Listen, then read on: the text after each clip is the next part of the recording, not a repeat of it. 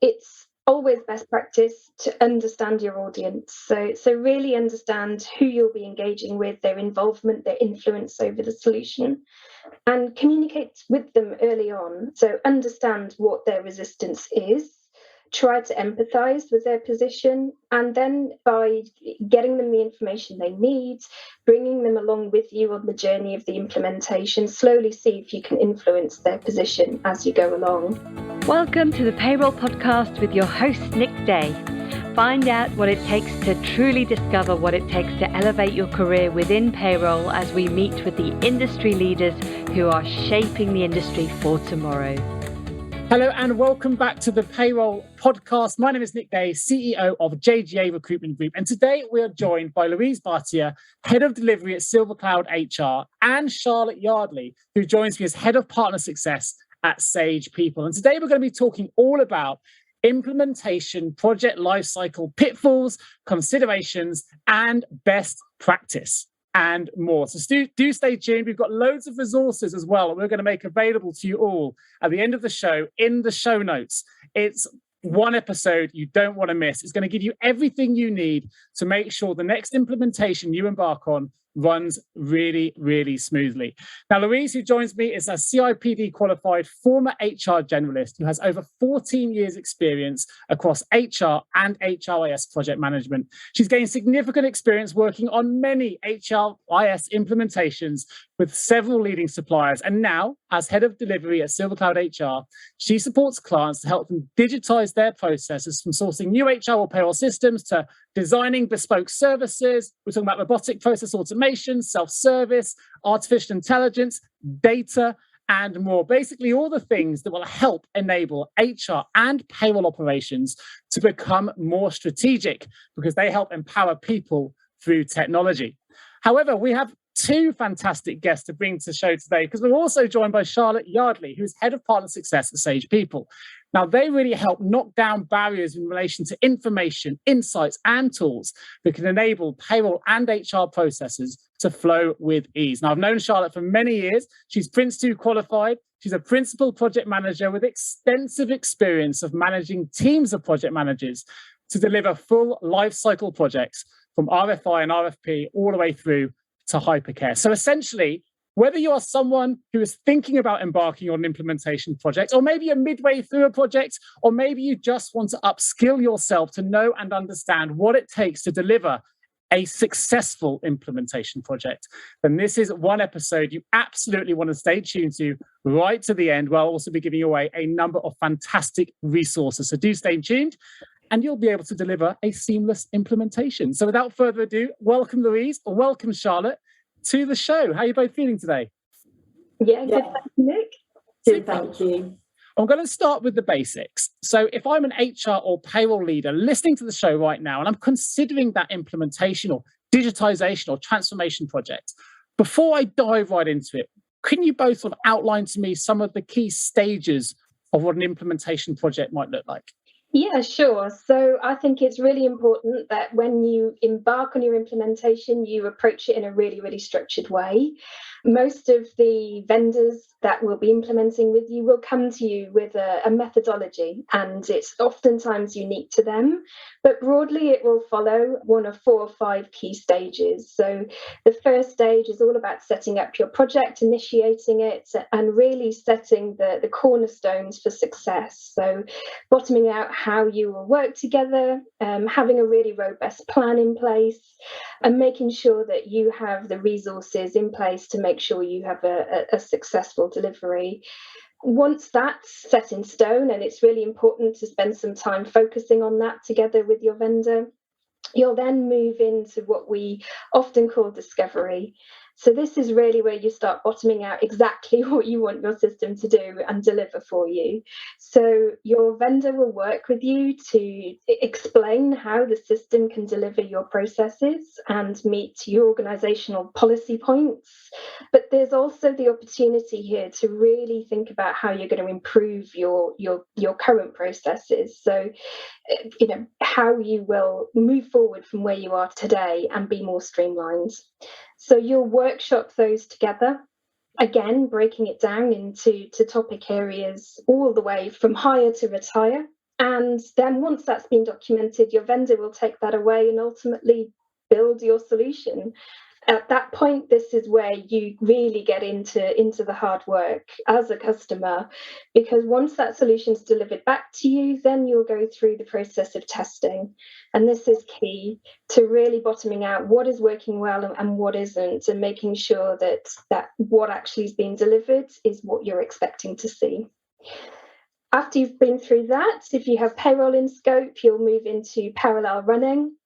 Again, completely critical to the success of a project. If there is one thing that you don't want to get wrong in a project, is paying people. It's quite emotive. So really, really making sure that your payroll is on point, and then moving into going live. And then the final stages, and really what needs to be the golden thread all the way through your project, is how you're communicating and engaging your end users. I always encourage our clients to get your wider stakeholders groups involved from as early as possible. Have some representatives along the way who will work with you and will advocate for the new system when it's time to go live. So landing your solution well, communicating well, and collaborating with the organisation all the way through will really mean that when your system goes live, it's well adopted and the end users have a really great experience. So in a nutshell, those 4 or 5 steps really delivered in a really structured way means that you will have a really great, smooth implementation from start to finish. Amazing, amazing. I mentioned the introduction, of course. There are going to be a couple of downloads. Some of those include, we've got a link to a digital HR maturity model, which breaks through some of the things you've talked about. There's also going to be a link to an implementation common pitfalls and considerations PDF, which has been created by Silver Cloud HR, which really goes into some of those subject points in a lot more detail. And we all know as well, of course, this process starts a little bit earlier because there's a job to actually help vendor select in the first place before we even embark on that solution. You've got a great white paper called 12 Steps to Selection white paper, which will also make available. But it leads me to the point of it's quite rare for me to bring 2 different clients into one show. So tell me a little bit about the collaboration between Silver Cloud HR and Sage People and some of the work that you're doing together. With Sage, we have 5 Sage People partners, of which Silver Cloud is one of them. With our partners, we see them as an extension of Sage. So we work really, really closely. So I work really closely with Lou and her team at Silver Cloud to ensure that they fully embrace and understand what it means to be a Sage People partner and also live our values. And we work really, really closely with Silver Cloud because they do that vendor selection that you're talking about, and they help customers with that, as well as having a section which also implements the likes of Sage People as well. So yes, we work really closely together on that. Awesome. It's great to see collaboration within the sector regardless. And I think it's really, as Silver Cloud, as you mentioned in the introduction, you work with a number of different vendors to deliver different types of implementation. On the back of that, you created a great PDF which highlights some of the pitfalls and considerations that people need to consider in each stage of the implementation cycle. I know that listeners listen to this now, whether you work in payroll, whether you work in HR, they're going to want to know what some of these common pitfalls might be. So what are some of the common pitfalls and some of the considerations, perhaps the people that are involved in the implementations or considering implementations right now from a user perspective or from an HR leadership or payroll leadership perspective may want to consider? Yeah, absolutely. So obviously through Silver Cloud, we've delivered a lot of projects and had a lot of learnings along the way with different sizes of organisations and different sectors. But despite all of that, there are most definitely some common pitfalls that trend through all projects. And I think probably first and foremost is to really resource your project well. So sit down with your vendor and really understand what it's going to take to deliver a project. Now, having worked as a HR professional on the front line, so to speak, I understand how difficult it is to deliver the day-to-day, but also to really make sure a project's delivered well.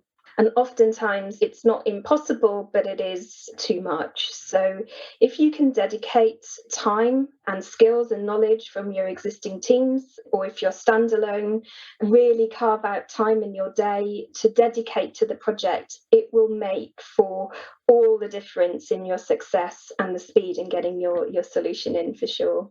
I read in the in your guide actually that actually it's the resourcing side, which obviously perked my ears up as a recruiter, that actually is often underestimated. So Charlotte, in your experience, where does this underestimation take place? What are the things that are often overlooked when it comes to the resourcing piece in terms of time or individuals that maybe need to be drawn into a project? So I do think that some customers have a belief that they can implement the system along with their day job as well. And we know that the vast majority of people with their day job, they can be absolutely maxed.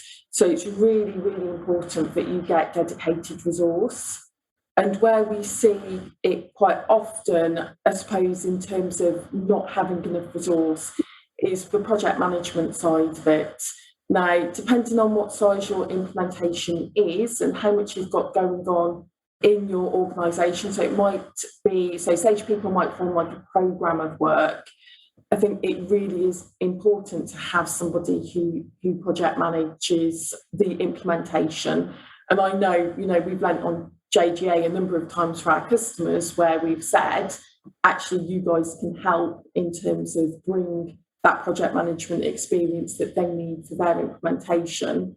Likewise, we ask for somebody who can dedicate some time to being a system administrator as well. And what that means is that throughout the implementation, they will become enabled on the system.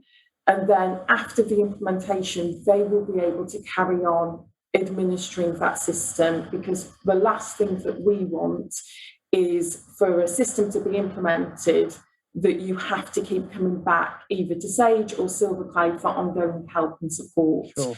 We really recommend you have that system admin person in place and they become enabled throughout the implementation so that they can carry on administrating the system going forward.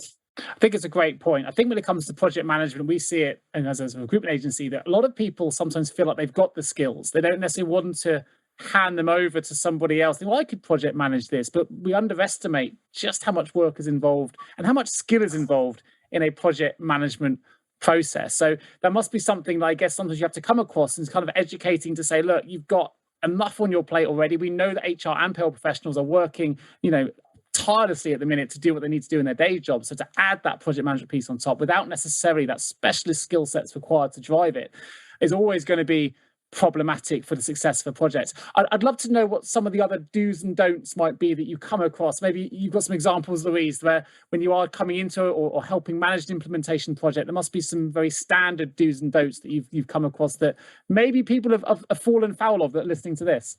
Yeah, definitely. Don't underestimate your data. So data is key to an implementation project, and it's very visible. If you're an organisation who has not yet shared self-service with the organisation, your data will be visible to the outside world once you go live. It also comes down to the credibility of the people function, and when it comes to reporting your data out, ensuring that that data is fit for purpose and accurate. So think about this as early as possible. Think about the data cleanliness, think about the data quality that you have, the completeness of your data sets. Now, you'll get lots of help and support from your vendor in supporting you to get from A to B, but you know your data best and you know your people best, so you're best placed to look at this. And it really is the success, again, to really making sure that when you go live, the solution is well received and people have trust in what's out there. So think about collating your data early. Think about your data sources and where you're going to collect that data from. Think about the time that it's going to take and the effort to go and cleanse the data, but also to collate missing data. I've been known to be in a filing cabinet at midnight at night, extracting contracts to digitise that data. So don't underestimate the effort involved and the importance of getting it right from the beginning. It's really, really key. I think it's a brilliant point. A lot of people say now that data is the most valuable commodity in the world, right? And we know that data is the one thing, the secret sauce, if you like, that's really helping drive the strategic importance, particularly of payroll, but HR is already there and utilizing it. But we know the importance of it now. If we leverage it correctly, it can be a hugely powerful tool in the success of a business if used well. So presumably, the credibility of that data is absolutely imperative to make sure that's correct and it's all there and it's usable in whatever new system you're bringing in going forward. I'd love to know some of the other lessons or experiences you've learned, Louise and Charlotte, in real client projects, I guess, that perhaps you've both been involved in, where you can demonstrate a very smooth implementation, or even where you've had to perhaps overcome problems to get something back on track. So really make sure that you know the scenarios that you want to test and base them on your business processes. So what you do on a day-to-day basis. So at Sage People, we provide a set of testing scenarios, but they're ones to start off with, and you need to build on those, your business-specific scenarios. So the customers that I have seen have a really successful implementation from the discovery stage, where we talk about all your processes and what you want to get out of the system and how you want it to, cut down on all your admin time and have really good processes. They then think about how they want to test that. And it's really important in terms of then when you get to the testing stage that you go back to what you discussed on the discovery to say, does the system do what I really want it to do? Because if you do that, your system will land really, really well, but it will also become business as usual as soon as possible, because people will use it and go, yes, this fits with our processes and how we want to work. That's really key to a successful implementation as well. Absolutely. How about yourself, Louise? Any examples where, I don't know, you've come in maybe midway into, I don't know if you get involved midway into implementations, but there have been something where you've had to kind of get something back on track, where there have been some problems to overcome and really, but it's resulted in a really successful outcome? Yeah, I think oftentimes one of the most overlooked elements in an implementation is around the change management and the communication around a project. Yeah. It's really often overlooked, and it's so important to get right. And it starts from the day that the project starts, as opposed to in the latter stages when most people think maybe we should start communicating about our new project. It's always best practice to get a consultation group together who represent the business more widely. That involves your end users as well. And in consulting widely about how the system will be formed, what gets input into the solution itself, you start to win hearts and minds early on.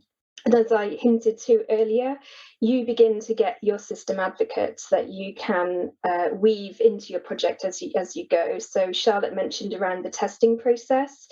That's a really great opportunity to get some end users involved and upskilled early on, so that they help you test, but also start to really talk about the solution and get people in their teams, in their employee groups, excited about what's to come. And beyond go live, they'll also act as your first port of call for anyone who's having issues in their teams. So really important to get them involved, communicate, get people excited about the solution. It's a fine line about when you start communicating and what you start communicating. Yeah. Projects are always volatile. But if you get that balance right, you will have a solution that embeds well into the business, lands well, and that people are accepting of and want to use and engage with. I think that's a brilliant point. I'm not an implementation expert by any means, but I've done a master's in professional consulting, and it was interesting when I did those studies how much time we spent focused on managing resistance, change management, turning resistance into advocates, as you mentioned there, and how that can really help deliver a successful project of any guys, I guess.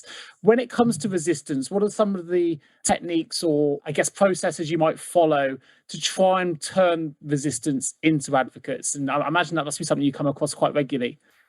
It's always best practice to understand your audience. So really understand who you'll be engaging with, their involvement, their influence over the solution, and communicate with them early on. So understand what their resistance is. try to empathise with their position, and then by getting them the information they need, bringing them along with you on the journey of the implementation, slowly see if you can influence their position as you go along. Better to understand who is resistant earlier on, that you can affect that change, than to find out once the solution's live and that starts to cause issues. So communication is key in all of these processes, and really stopping to think about where that resistance is coming from, and most importantly, why, as soon as possible. Sure, that makes sense. So going forward, what would you say have been the sort of key people strategies, stroke initiatives, I guess, that your business have both been kind of driving towards, particularly over the last 12 to 24 months? We've seen, a rapid evolution in the way that people are now embracing new technology. So I'd love to know, in particular, perhaps some of the things that you've seen change and perhaps areas where Sage people, Charlotte, have helped support Silver Cloud in that regard. So we have seen, obviously, with COVID, a huge amount of change about how people actually use our systems. So self-service in particular has been really, really important in terms of communicating to your team. So using the communications page within Sage People to give them news, updates, also utilising surveys within Sage People as well to get a sense check and a health check of how people are actually feeling. So we've seen those parts of the system used far, far more than previously. The other thing as well is reporting. So we've mentioned a few times now about data and having good quality data. So because people aren't working in offices as much, having the data, and so things like absence data, where your team is, data on new hires and when people are due to start, having all of that data that can be reported, put in dashboards for managers and your team to have that complete visibility within the system has also been really, really key. So those are the areas that we've seen utilised more than ever, I suppose, over the last 2 years. Really interesting point you mentioned visibility there, Charlotte, because I think one thing we've seen change in the world of recruitment is just how much transparency that employees now demand. We look at employees now as consumers within businesses. They want to see more, but also people now, as you also mentioned, are working a lot more from home in remote environments. I'm assuming, being cloud-based solutions, Louise and Charlotte, that this hasn't caused too many issues in terms of delivering successful implementations, because you can deliver things remotely now. But have you seen the process change in terms of how much transparency and visibility, to use your word, Charlotte, that clients and employees and consumers, if you like, are really demanding now? And has the remote aspect of it, with the different stakeholders potentially being based not just anywhere in the UK, but anywhere potentially globally, has that caused any complications, or has it actually done the opposite and made it much easier to deliver an implementation? I would say a lot of Sage People implementations were previously delivered remotely anyway, so we haven't seen so much of that impacted. Because it's a global solution, we have people based all over the world during the implementation process anyway. But what I would say that we have seen more of a demand for is the mobile app and people, how they access the system. Yeah. So they are more likely to use the mobile app. You can set a number of controls within the system of what tasks a manager does, what tasks HR does, and what tasks an employee does, a team member does. And around absence in particular, where a manager would book an absence before, we've seen more team members be able to book absences, because all of that data is collated and presented to the manager, who then approves that data. So we have seen a lot more control given to the team members, and again, that the manager, HR, having that visibility through the system. Have you ever asked yourself, how can I recruit payroll staff effectively? Please don't give up on your recruitment project just yet. Here at JGA Payroll Recruitment, we appreciate the difficulties associated with attracting, recruiting and retaining top payroll talent. We also understand just how costly a poor payroll hire can be. JGA Recruitment are a niche payroll recruitment agency who will partner with you to resource payroll candidates who will improve both the accuracy and efficiency of your payroll department. Contact us today on 01727 800 377 or visit jgarecruitment.com to find out more.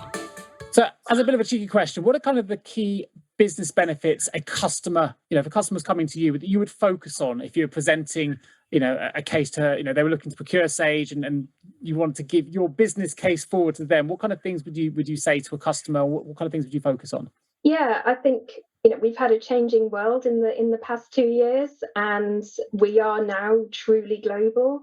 We've seen a shift towards hybrid working, remote working, and that's where your solution really needs to work hard for you and be truly global and able to operate in that way. So we have now the concept of working from anywhere. And that's where a solution can not only operate globally and give you global data, but also be able to manage local compliance. We also see more recently there is more challenges in hiring individuals. So a solution that is engaging and also supports your employer brand. So what we don't want is for you to go out with a really successful recruitment campaign, to have found your ideal applicants, only for that experience to reduce when they enter the organisation. So, for example, onboarding tool sets, engaging self-service is really, really key to retaining your top talent and embedding with them that they've made the absolute right decision to join your organisation. So, that then leads through to being able to feed back constantly. So, we're now seeing a new generation enter the workforce. Their experience of the world of work is around personalisation and being able to see what they were sold, matching what the reality is. So the ability to be able to offer that feedback day to day, month on month, through self-service, through mobile is really key to retaining top talent and having a successful solution that works hard for you. Absolutely music to my ears, though. I couldn't agree more. I think we're always trying to explain to clients that the recruitment process doesn't finish when you find someone and make an offer. You've got to get through that onboarding process, make the experience a really positive one, engage your employees, have that transparency, all the things you've just mentioned. And it's amazing how many clients do fall foul, I guess. They get that person in and they kind of forget, or they don't have the training or the things that they need to make those first few months and weeks a positive experience. So I think the fact that you're addressing that is fantastic. Music to my ears. I hope all clients listening to this do the same. It's often a very much overlooked part of the recruitment process, and the experience certainly shouldn't finish once you've made that offer. It's kind of the start, really, making that experience a really, really positive one. So fantastic observation. I know we've talked a lot about data today, so I'd love to know if you've looked at some of the data that you've collected to know what some of the successful outcomes you've been able to measure working with Sage people. I know we've got any enhanced insights, or maybe you've got data in relation to improving processes, but any data or insights you can share with the listeners? Yeah, I think we've worked with lots of organisations who've really seen the business benefits of working with Sage. The possibility of having and being able to express multiple brands in self-service is really key. So we worked with a leading education provider. They were part of a group, and their individual brand identities within each of the group organisations is really important to them. So the ability to maintain that within Sage People Self-Service was important to their employees and their engaging experience and their sense of being part of that particular organisation, in addition to being part of the group. We've also seen, again, another group organisational structure where one of the group members implemented Sage People. It was such a success that and delivered so much benefit to that organisation that now group-wide they're looking to implement it globally. Wow, great. And being a PR communication organization, seeing the benefits of having that engaging self-service experience and the mobile platform really, really was important, and again aligned to how their organizational values and what they deliver as an organization as well. Now, I have to say to all the listeners out there that Silver Cloud HR have created a fantastic digital HR maturity model. So as I said right at the start of the introduction, this is going to be available to all of you to access in the show notes immediately after this recording. So please do access it, take advantage of some brilliant resources. But interestingly, within that digital HR maturity model, it talks about how potential customers can access the information to help plot their journey through the digitization process. It's a guide that states there can be numerous quick wins to be had at every single stage. So without giving the whole document away, what I'd love to know is perhaps whether you could share some of those quick wins for people that are listening right now, what they might be, but also tell us a little bit more about the model itself. Yeah, sure. So the digital maturity model is really key to us, and it often helps us to articulate to clients and benchmark to where they are today to where they could be should they continue to digitize in the organization. So we often ask clients to look at the model and honestly answer where they believe they are today. And we work with a range of organizations of all sizes, those who are offboarding from spreadsheets to filing cabinets, to those who have digitized but maybe not necessarily landed it well, or their organization is growing through acquisition or organically and they need to keep up with the demands. So by benchmarking yourself, that is one way for people professionals to also explain to the business in their business case what the benefits of digitizing further can be. It's visual, it's quick and easy, and you can see really by pushing forwards and digitizing further what the benefits will bring and how that can really add business value and greater return on investment. I think again the pandemic has only shone a light on the benefits of digitizing, the easy access to data. If we're getting really smart about it, the benefits of data analytics, predictive analytics, the move towards AI right at the peak of that model. Yeah. But even at the bottom, as we say, there are some quick wins to have, and probably cornerstone to that, as we've talked about, is around your data cleanliness, moving towards having some level of reporting in your organization, being able to robustly get the data out and interpret it. So it's a really great tool to quickly see where you are, but also to aspire to the top of the pyramid and really help you drive the business case and articulate the importance of getting to the top or as close to the top as you can. Brilliant. It is a fantastic guide. I'm going to reverse engineer this slightly then, Louise, and put you on the spot here.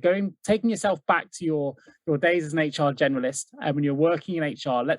I know, pretending you don't know everything that you know now necessarily, but if you embark on an implementation project now and you were able to give one of the best quick win, if you like, from everything that you know from that maturity model that would really help an HR professional listening to this now that just wants a bit of a fast forward somewhere, what would be the quickest win they could obtain from utilizing this model and from following a best practice implementation project? Again, data is king. Get your data accurate and complete and in a good position, because that, again, is the cornerstone to everything. You will be able to draw so many insights from having cleansed data, accurate data. And as we've talked about just the credibility that having good data has.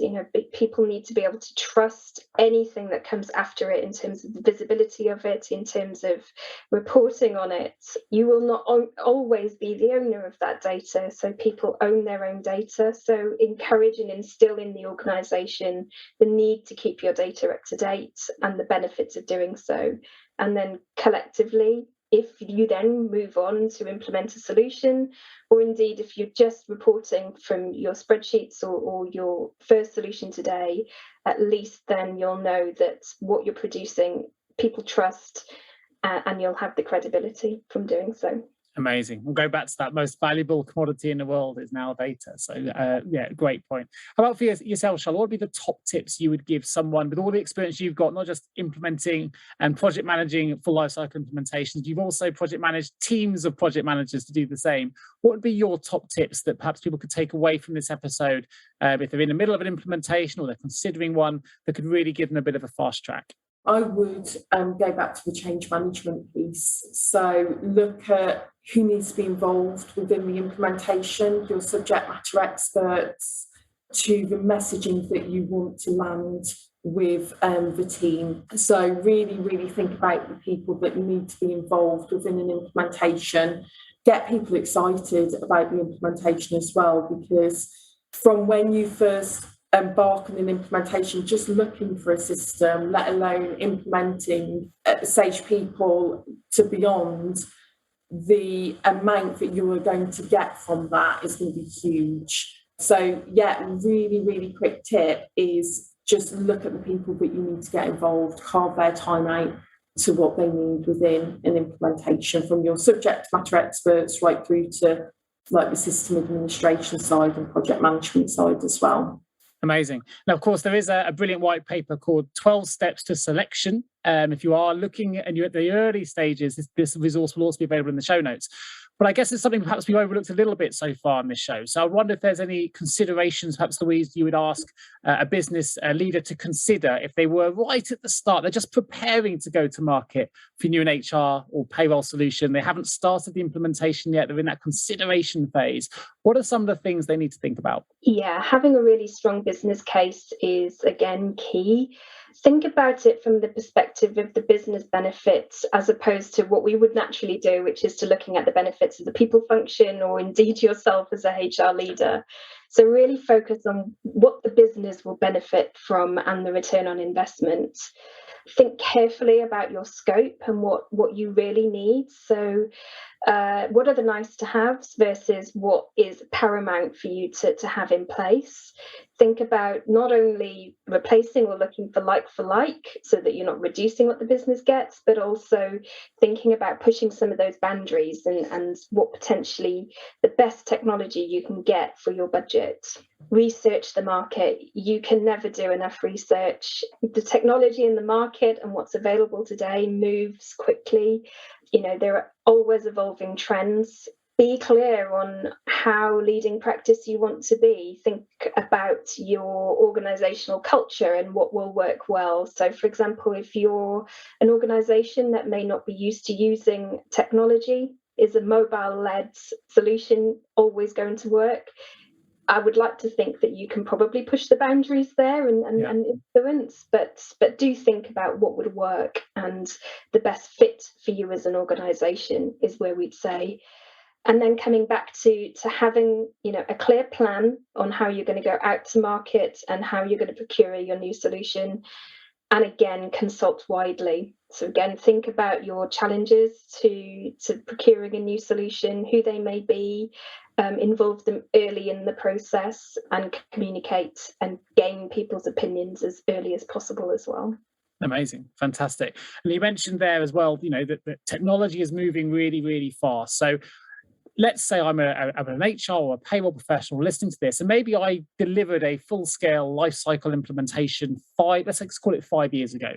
Charlotte, what are the things that have significantly changed in terms of the process that would make you experience 5 years ago not necessarily give you all the skills you would need to deliver something now, which is why you might need some of that additional consultancy expertise, or you may need to get an external vendor involved? What have been the key changes in terms of the way that implementation delivery has shifted over the last 5 years? I would say that in terms of delivery, we're always looking at Sage at time to value. So what's the quickest return on investment that we can give you? So I would say processes have become more standardised so that companies can adopt those and bring in like some global standardisation as well. So Sage People absolutely does cater for customers who have lots and lots of different entities and want each entity to have a different experience. But what we would recommend is to have some global processes and some standardisation. We're seeing more and more of that than ever. I would say, over the last few years, where thinking about the HR team and the people team that have to administer systems, do they want to do it in lots and lots of different ways, or do they want that nice standardised global process? So that has really changed in the last few years to go with that more standardised approach. Excellent. And so moving it forward then 5 years, Louise, we've seen technology change significantly over the last 5 years and evolve at such a rapid pace. What are some of the things people are always intrigued to know what the future might look like? And we know we can't predict the future, but if I was to ask you to give it a go, how do you think technology in the world of payroll HR is going to change and evolve over that? Well, maybe that's 5 years is too long to look with the speed things are changing, but what does the future look like? It probably is at the pace that technology is changing. So I'm a huge advocate of thinking clearly about what your people strategy is needing to deliver in the next 3 to 5 years, and then ensuring that your technology enables that. That's the way around it should fit. So if we think about some of the leading practice that's out there at the moment, that's really topical. Pay on demand, for example, where employees are able to draw down on their accrued pay immediately in the month. If we think about financial well-being and the cost of living crisis that's about to hit us, having a really strong benefit election platform that will enable employees to see exactly what's available to them. Oftentimes we go into organisations and we ask employees, what benefits do you get and what's open to you? And sometimes they're unable to tell us, what's available. So making that really visible, making pay flexible, and again, thinking about the changing workforce, those who are now working remotely, new generations entering into the workforce. I can envisage where AI is really going to come in to self-service and deliver that personalised experience almost that, the new generation are looking for. We've all become accustomed to TV platforms such as Netflix, for example, where algorithms are deciding what is presented to us.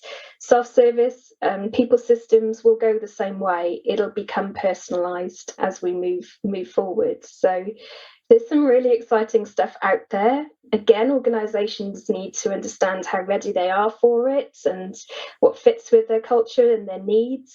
So aligning to your people strategy is really, really key to making sure that what you're moving forward with is fit for purpose. But there is some exciting stuff coming for sure. Yeah, that's a great response. We're living in an on-demand culture now, don't we? The streaming culture of everything's instant. It kind of links to your tagline, although you didn't mention it, I'll mention it for you, which is kind of empowering people through technology rather than the other way around, which I think is a fantastic way to kind of round that off. Anything you would add to that, Charlotte, in terms of how you're seeing the future of implementation and technology change? What are anything that you could add that maybe we haven't considered yet that people maybe need to start preparing for? I would say Lou is absolutely spot on in what she said and would wholeheartedly agree. That analytics piece as well, it's huge now. It's going to get even bigger in terms of what that data can give you in predictive analytics, but it can give you in all that insight of data that you can then work with. Super. Totally agree on analytics as well. I say it a lot. It's in the world of payroll. It's analytics. It's going to really drive that strategic profile of the payroll industry. It's already driving the strategic profile of the HR industry, and I'm sure it can continue to do so. So absolutely valid and worthy point to finish with. So look, I'm going to open the vault. We're going to keep this short. Just 2 questions for you both. Same question for each of you. One's serious, one's a bit of fun, so do be prepared. And there's no pressure on your answers. But the first one then for you, Louise, if you could change the entire payroll or HR industry with one action or improvement, what would that action or improvement be? Without a doubt, accelerating pay on demand. There is a two-way conversation about the pros and the cons, but I actually see it's how we will all be paid in the future. And being able to have people think differently about pay and benefits is really, really key. So for me, pay on demand for sure. Fantastic. And the same question for you, Charlotte. What action or improvement would you change if you could? I would say get the experts in the right places. So make sure that you've got the relevant expertise, whether it be somebody that helps you with vendor selection, or whether we go, if we look at the resources side in terms of implementation, that project management piece that we said, make sure you've got the resource and those experts in the right places. Don't have somebody who feels that they have to do everything when you have got those experts to hand that you can call upon. Amazing. Couldn't agree more. Absolutely. And we've identified as a payroll study recently, there's over 60 different payroll pathways now. It's becoming incredibly niche, and payroll and HR professionals can't do everything. So I think that's a really, really good point. Absolutely well made. So last question, a bit of fun. If HR and or payroll was either a movie or a song, Louise, you can pick either. Which movie and or song would you pick? Top Gun for sure, because we're all heroes in HR and payroll. Boom. Smashed that out of the park. Excellent. Amazing. How about yourself, Charlotte? I'm going to say any of the Avengers movies, because you always need a team to be able to work with and save the day with, I suppose. You can't just do it by yourself. So, yeah, any of the Avengers movies. Superheroes as well, right? They're all superheroes. Yeah, of course. Fantastic. Well, Louise Bhatia, Charlotte Yardley, it's been an absolute pleasure for joining me today on the podcast show. Just to reiterate, if you haven't heard it already, you're catching this episode late, there are some fantastic resources I'm going to make available in the show notes. They include a link to the digital HR maturity model that we have discussed. They're going to include a link to the implementation, common pitfalls and considerations PDF that we've discussed as well. And there'll be a link to 12 steps to selection white paper, which are all fantastic resources. I highly recommend you take those, utilize them. Of course, do check out the website as well, which is silvercloudhr.co.uk if you want to find out more about the work that Louise has been doing, or indeed if you want to find out more about Sage People, then of course you can go to sage.com as well. Both those links will be in the show notes. And of course, if you need support with any recruitment requirements, then you can contact myself or any of my team at jgarecruitment.com. Just leaves me to say a huge thank you to you both for joining me today on the podcast, for the whistle-stop tour to overcoming common pitfalls, thinking about all the considerations and best practice, things that we need to consider when implementing or going through an implementation. So thank you so much, Louise. Thank you so much to Charlotte. I look forward to bringing you the next episode of the podcast real soon. Thank you. Thank you so much for tuning into the Payroll Podcast with Nick Day of JGA Recruitment. If you need help with a current payroll vacancy, then please get in touch with Nick and his team. All contact details can be found in the episode notes. In the meantime, to make sure you never miss a future episode, please subscribe to the show through any of your favourite podcast channels. Till next time.